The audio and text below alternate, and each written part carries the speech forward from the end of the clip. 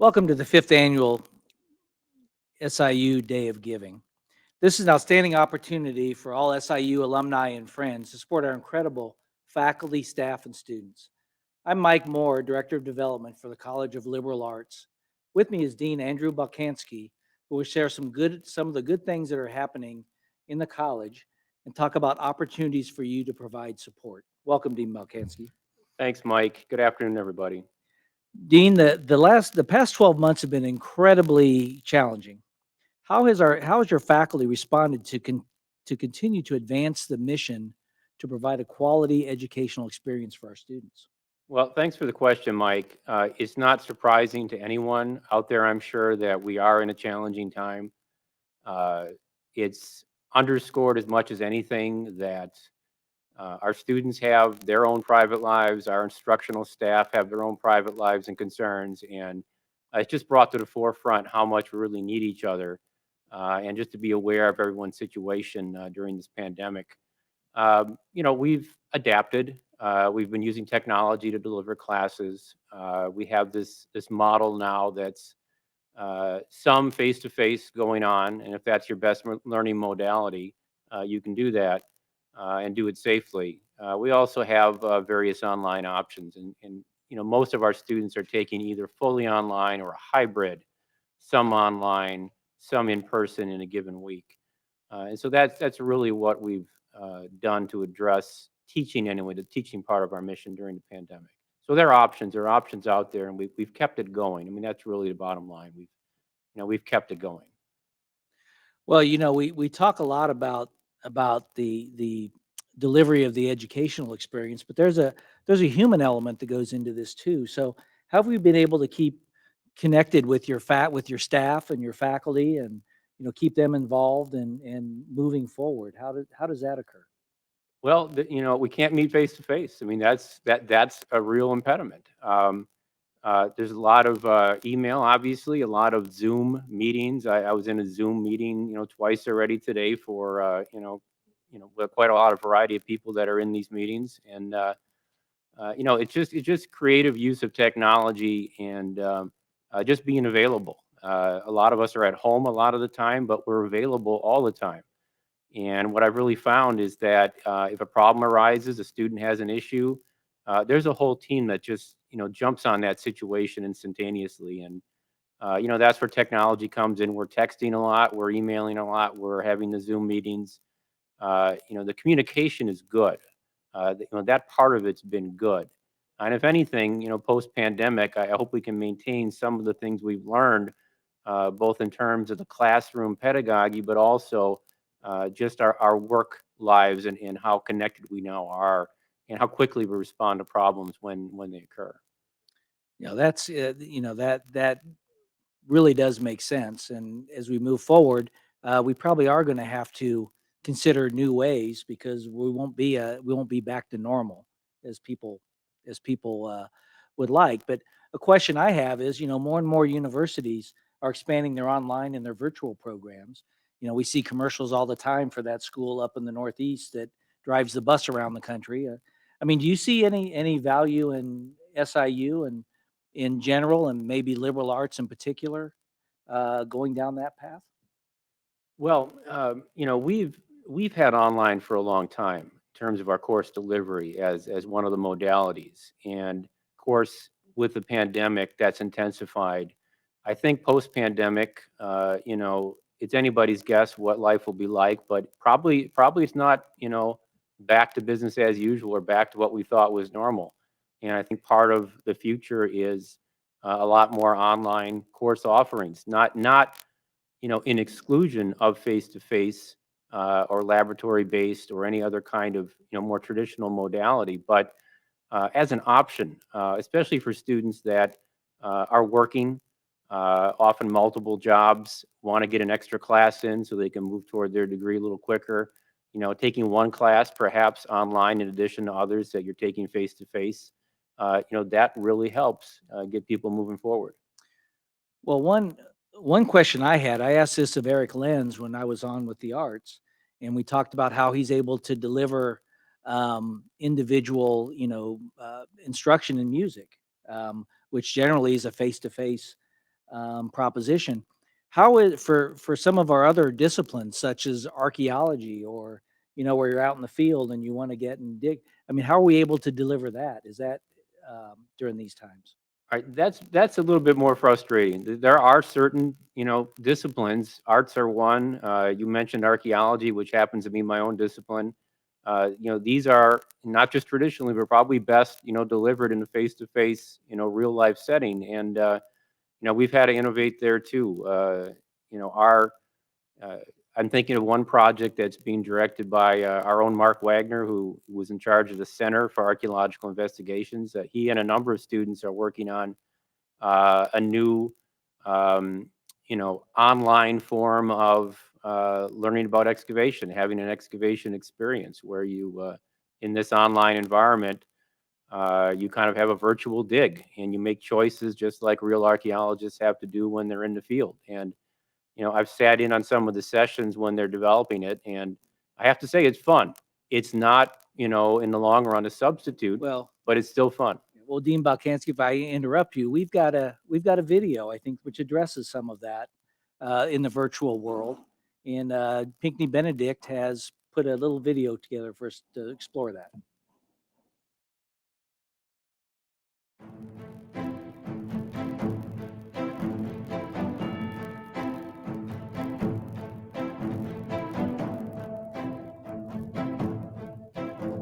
VR has unlocked a little bit of creativity for me, thinking of all like the possibilities and asserting yourself into situations just for a more realistic experience. I think it's definitely the way of the future when it comes to storytelling.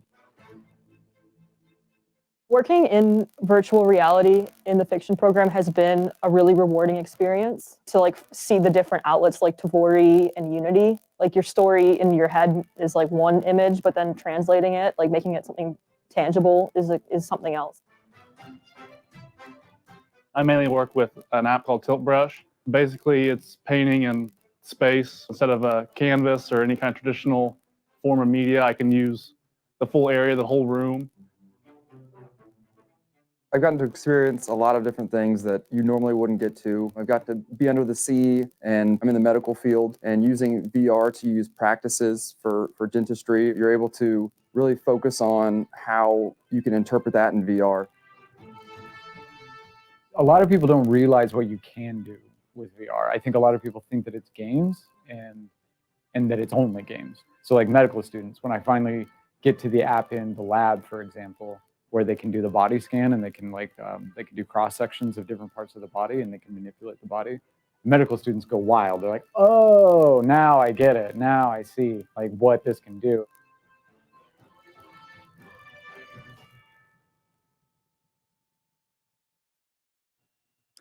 Well, thanks to Professor Pinckney Benedict and his students for putting together that video, which really, I think, illustrates the opportunities that are out there in virtual reality.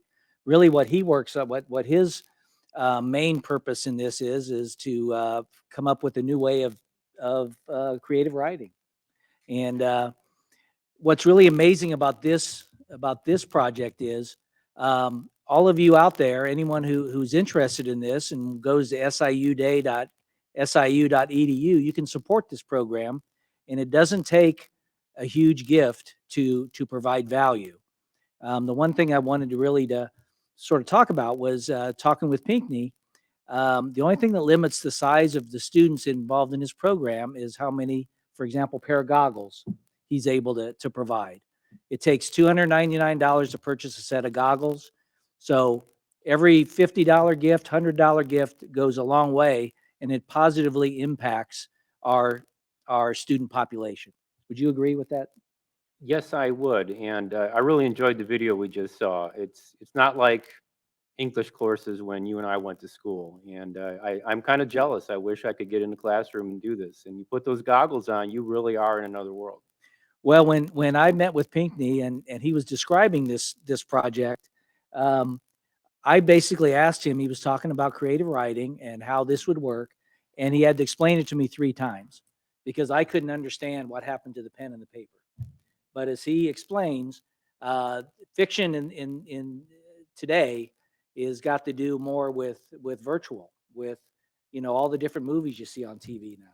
the different Marvel movies. That's all virtual reality storytelling. So I think that's pretty exciting, and it has applications above and beyond, as he described, above and beyond fiction writing. But we've spent time talking about that, and I know that there is something you would like to discuss, a priority that you have in liberal arts. It really touches every student within the liberal arts program, and that is the Kola Scholarship Fund. You want to talk a little bit about that?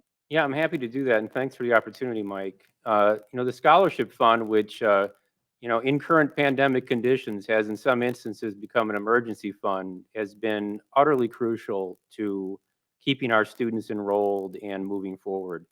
And even small dollar donations make a huge, huge difference. Uh, just recent instances where students have come to us needing help buying a textbook.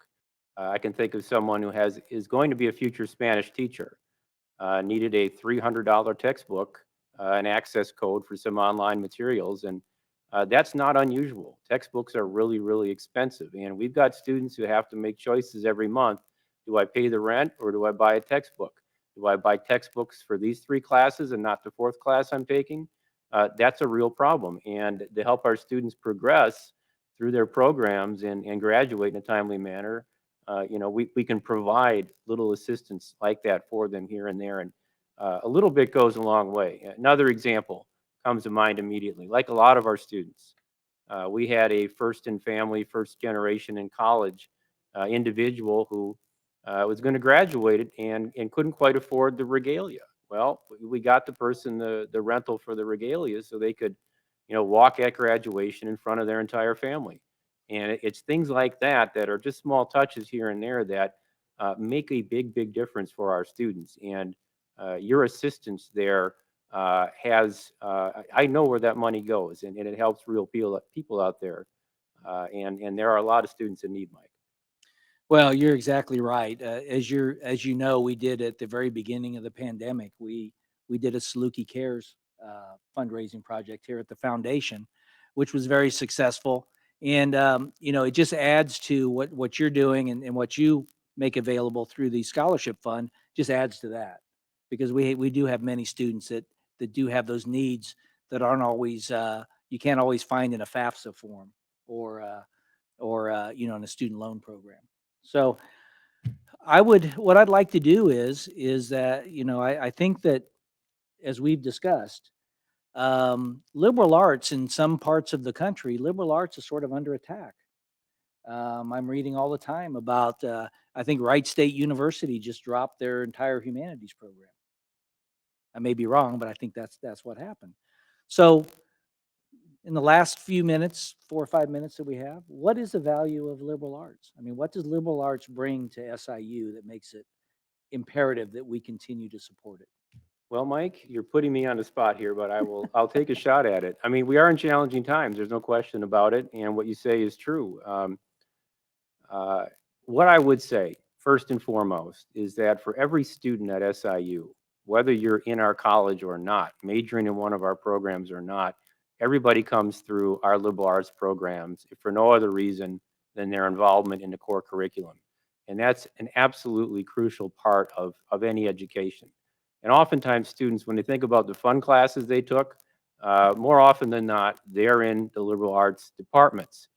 Uh, and so whether we are trying to build our majors, that's obviously what we want to do, but we see ourselves as being situated in serving the entire university and the entire student body at the same time. And so it's kind of a value added proposition. You take your liberal arts courses, a few here and there, or you major or double major in a liberal arts discipline. There's real data out there that shows in the long run, you actually have higher income and greater success in life than students who didn't go that route. That's factually true. And so whether it's taking 1 or 2 classes here or there, or really getting into the the nitty gritty of one of our really fascinating subject matter areas, the liberal arts is going to be here to stay, and it's an important part of the institution. Well, you very, um, you really described what I feel like. I feel like liberal arts is the heart of the university, and obviously without that, um, the need for our students, whether in another discipline or not, you still have to be able to read and write and think critically and all those types of things. But let's sort of switch gears here. So as we go forward with the into the new year, what type of changes, or I guess I asked you earlier, what have you learned as a faculty member? What have you learned about how you may change your delivery, or things that you're going to do differently going forward? Have you? I mean, I know the COVID has been a tough thing for people, but I think out of every bit of hardship, there's some good that comes out because we figure out different ways of getting things done. So, what have you and your faculty learned? Well, I may have alluded to this before, but just the interdependence of all of us, is really brought to the forefront. The need to be considerate of others and what they're going through. The need to be, in communication with one another as much and as well as we can, in as constructive a way as we can. It's just small little bits of human interaction like that. That when I think we do finally come back to campus, we'll be stronger for what's happened, regrettable though, the whole circumstances have been for all of us. Well, thank you, Dean Balkansky. Hey, thanks for taking the time to share these great thoughts about what's happening in the College of Liberal Arts and the opportunities for our generous alumni and friends to participate in the future development of our students and faculty. You can make a difference. Please go to the address at the bottom of the screen, siuday.siu.edu, and make a gift. Thank you for your support. And we will close with one of our outstanding English students. I'm sorry, Anna Wingert, who has a message that we'll close with today. So thank you for viewing. Hello, my name is Anna Wingert, and I'm a sophomore majoring in English. I'd like to say thank you to everyone who's making a donation, large or small, during today's Day of Giving. It may only be 24 hours long, but the Day of Giving has become an important source of life-giving revenue for the school to which we are all devoted. We've all been through a historically difficult year, and it was only days after the 2020 Day of Giving that the global pandemic shut down the campus as it did much of the world.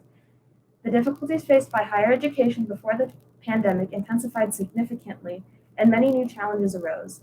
As Salukis, we've faced these obstacles together, and I can tell you from the inside that SIU is eminently worthy of your support. So, from a current student to the many generous supporters of the university on this virtual Day of Giving, thank you. Now I'm going to be making my donation to the English department. Go Dogs!